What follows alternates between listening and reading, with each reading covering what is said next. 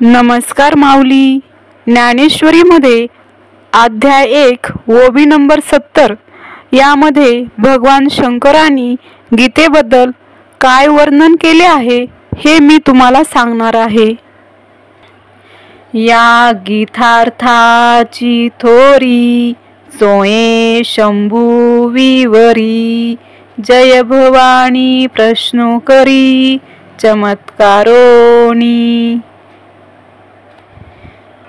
एकदा कैलासामध्ये श्री शंकर पार्वतीसह बसले असताना तेथे नारद मुनी आले. नारद मुनींनी गीतेचे महात्म्य वर्णिले. ते ऐकून पार्वतीने गीता तत्व काय आहे असा प्रश्न केला.